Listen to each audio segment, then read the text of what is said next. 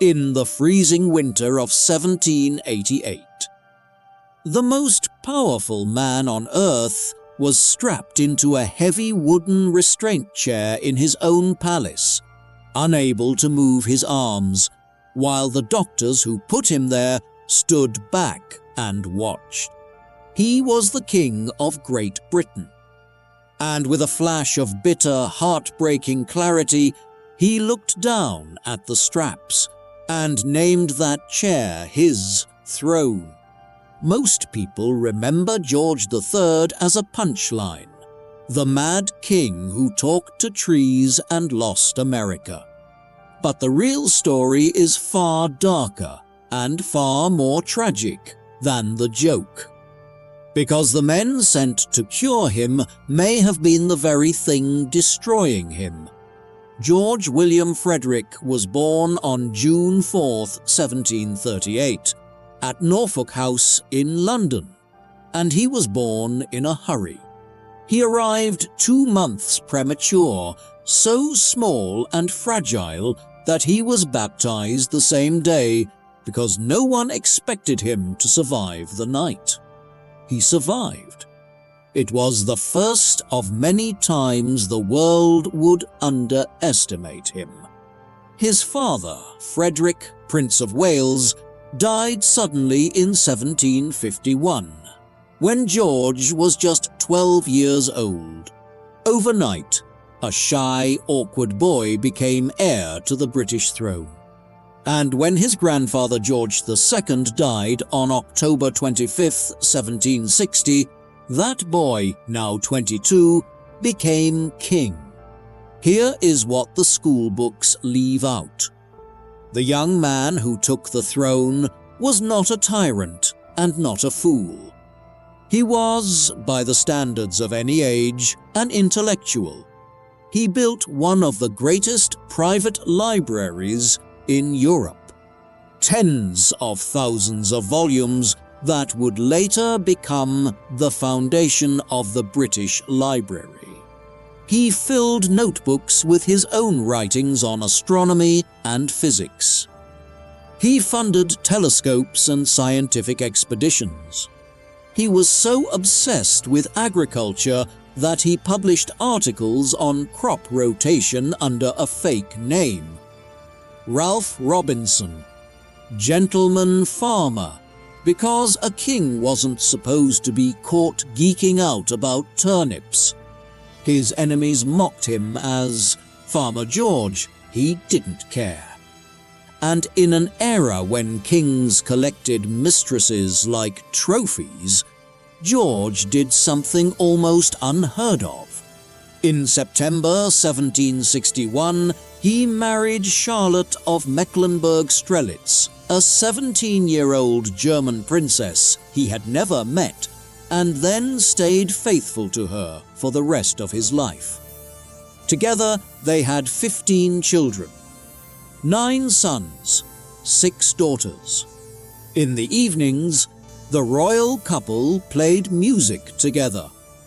George adored Handel above all composers, and the harpsichord became his refuge from the crushing weight of the crown. A devoted husband, a scientist, a king with a beautifully ordered mind, that was the man.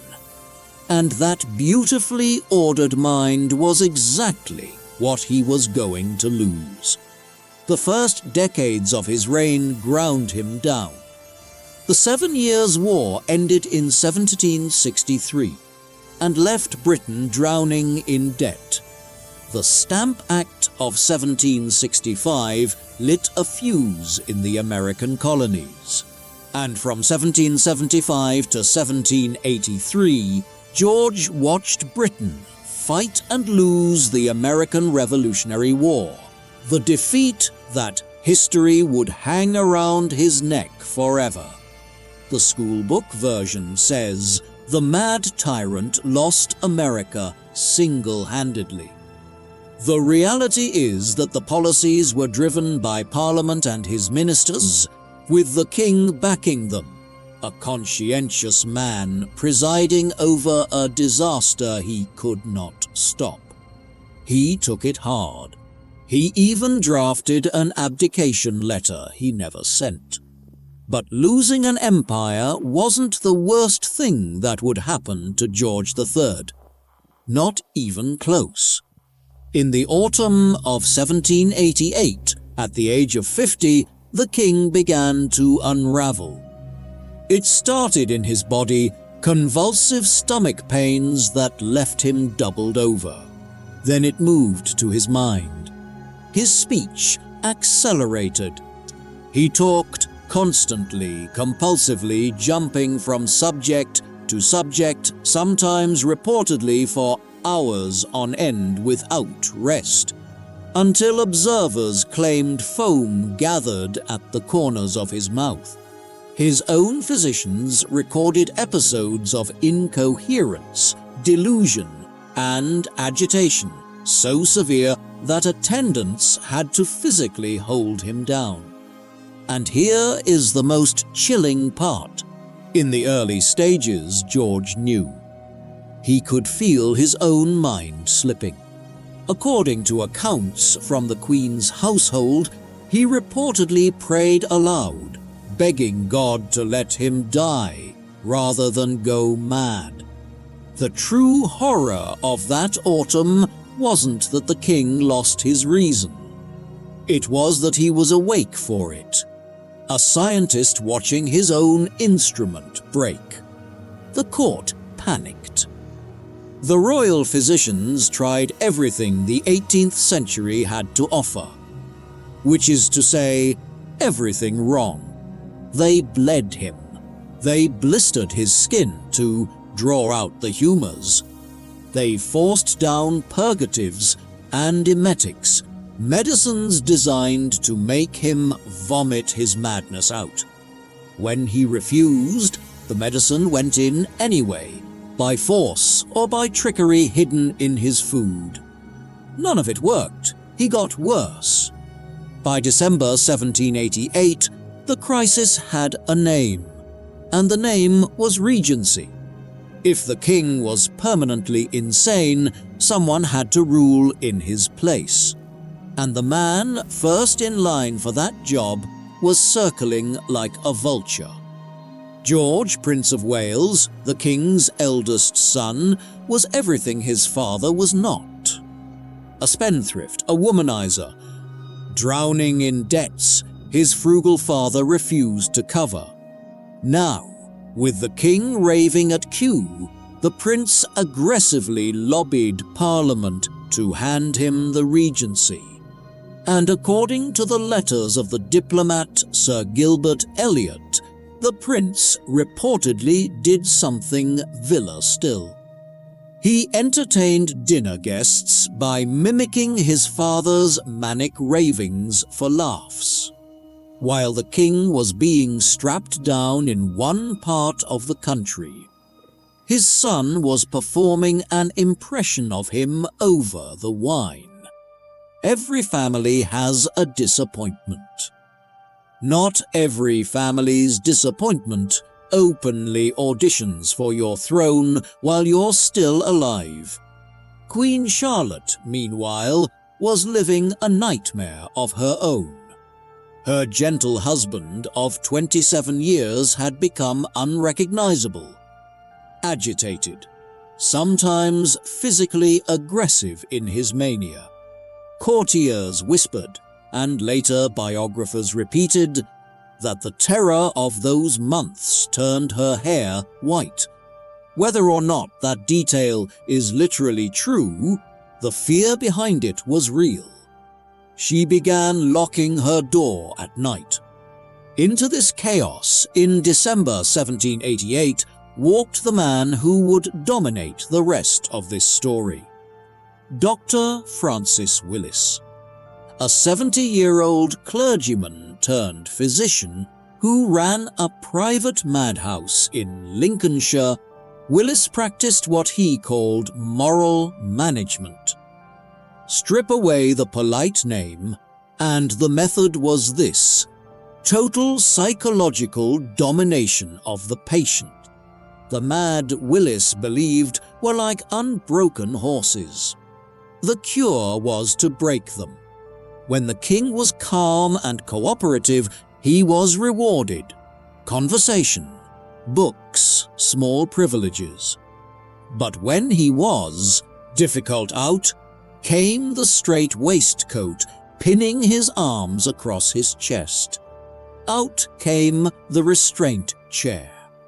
The heavy wooden seat with straps that Willis's team called the coercion chair. And that George, in a moment of devastating lucidity, called his throne. His legs were blistered, his food was dosed.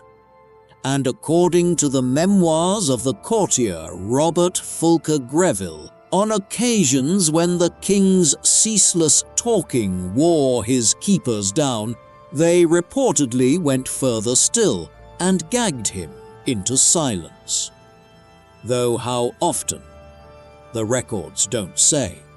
This wasn't a back-alley quack. This was the finest care the British Empire could buy, applied to the body of the king himself. Willis was so confident in his methods that when Parliament's committee questioned him during the Regency crisis, he boasted about his power over patients, claiming he could subdue a madman with nothing more than the force of his gaze. His famous eye, he insisted, could make even a king submit. To be fair to Willis, he genuinely believed he was saving George's life, and by the standards of the era, his asylum was considered humane. That is the most disturbing part. This was the kindness. Yet even inside this horror, the real George kept surfacing. In February 1789, the novelist Fanny Burney, one of the Queen's attendants, was walking in Kew Gardens when she saw away from his doctors. Terrified of the madman, she ran. He chased her down the path, calling her name. And when he caught her, he didn't hurt her. He threw his arms around her, kissed her cheek, and happily chattered to her about his favorite ministers while his stunned doctors looked on. Underneath the illness, the gentleman was still in there, trapped. And then, against every expectation, the fog lifted. By late February 1789, the king's symptoms faded. Willis's official bulletin declared him recovered, and Willis claimed the credit. Parliament rewarded him with £1,500 a year for 21 years, a fortune, with another $650 a year for his son. Some historians believe the recovery was largely natural remission, and Willis simply happened to be standing nearby when it arrived. Either way, the Regency Bill died. The Prince of Wales's dinner party act closed without a throne. The public reaction was extraordinary. The country that would remember him as a tyrant erupted in genuine joy. Thanksgiving services, illuminations, crowds celebrating in the streets. Losing America had made George a villain to history. Losing his mind and clawing his way back made him beloved to his own people. And the king himself. Soon after his recovery, according to Fanny Burney's diary, he asked for a copy of Shakespeare's King Lear, the tragedy of a mad old king betrayed by his own children. He read it, and he wept. He told his daughters that he could now understand the play in a way no one else alive could. He knew exactly what had happened to him. He had read his own story, written 2 centuries early. For a while, life resumed. But the illness was never gone, only waiting, It came back briefly in 1801. And again in 1804, each episode a fresh terror, each one treated with the same restraints and the same medicines. And in November 1810, it came back for good. The trigger, in many accounts, was grief. His youngest and favorite daughter, Princess Amelia, died that November at just 27, and her father shattered. The mania returned, and this time it did not lift. By 1811, Parliament passed the Regency Act, and the Prince of Wales finally got the power he'd once rehearsed for at dinner parties. The old king was moved into seclusion at Windsor Castle, and the world simply went on without him. What remained of George III lived another decade in a twilight most people never learn about. He went blind from cataracts, his hearing failed. His mind drifted into permanent delusion. Observers at Windsor reported that he held long, courteous conversations with angels and with ministers who had died years before. And some accounts say he believed he had already died and was living in a heavenly court. He never knew that Napoleon fell. He never knew his wife Charlotte died in 1818. He was a white-bearded ghost in purple robes, wandering the rooms of Windsor. And yet, here is the strange mercy in this story. With no kingdom left to run, and no sanity left to restore, the doctors finally, largely, left him alone. No more coercion chair, no more forced purges. And the blind old man went back to the one refuge that had never betrayed him. Music. Visitors and attendants described him at his harpsichord, playing his beloved Handel from memory, hour after hour, serene. The empire was gone, the family was gone, the mind was gone, the music was still there. In the end, George III found peace the only way his century would allow it, by becoming unreachable.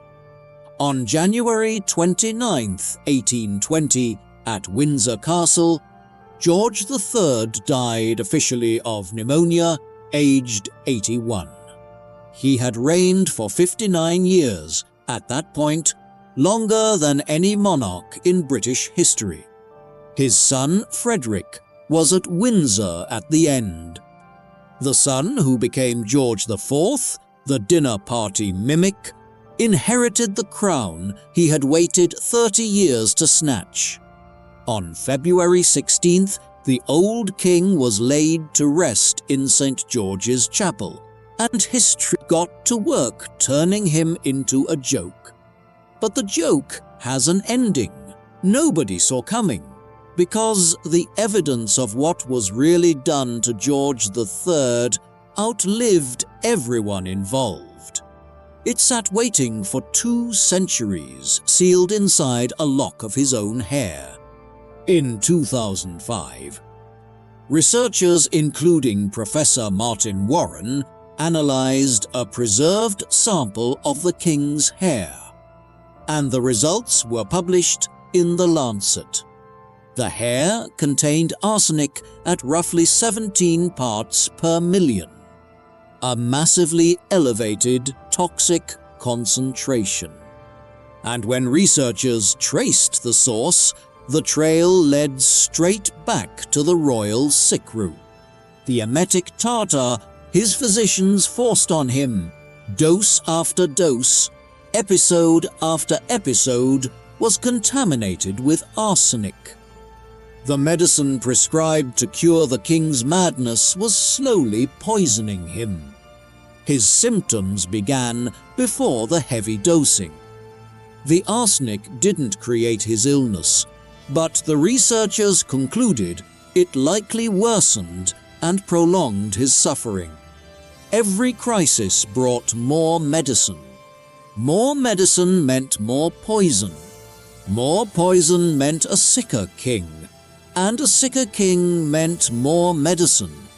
His doctors had built a perfect machine for manufacturing the very madness they were paid to cure. And the diagnosis itself. For decades, the accepted answer was porphyria, a rare blood disease, a tidy theory from the 1960s that conveniently made his madness purely physical. But modern researchers re-examining the medical records have largely dismantled it, arguing the evidence was cherry-picked. In 2017, Professor Peter Garrard's team at St. George's, University of London, published a machine learning analysis of the king's own letters. During his episodes, his sentences exploded, stretching to hundreds of words, his vocabulary racing, his ideas cascading over each other. That pattern has a name in modern psychiatry: flight of ideas, a classic signature of acute mania. Today, the leading view is that George III most likely had bipolar disorder, a condition that, in the 21st century, is managed every day with medication and therapy. Which brings this story back to that wooden chair in the winter of 1788. The man strapped into it was not a monster, and he was not a fool. He was, in all likelihood, a brilliant, gentle, faithful man in the grip of an illness that today might have been treated with a prescription, and instead was treated with straps, blisters, forced silence, and arsenic. He called that chair his throne. It was the bitterest joke in British history, and he was the only one who understood it. The empire had taken everything from him but his clarity. And then his doctors took that too, one poisoned spoonful at a time. Thanks for watching History's Hidden Lives. If you love uncovering the best stories in history, hit like and subscribe to keep exploring with us.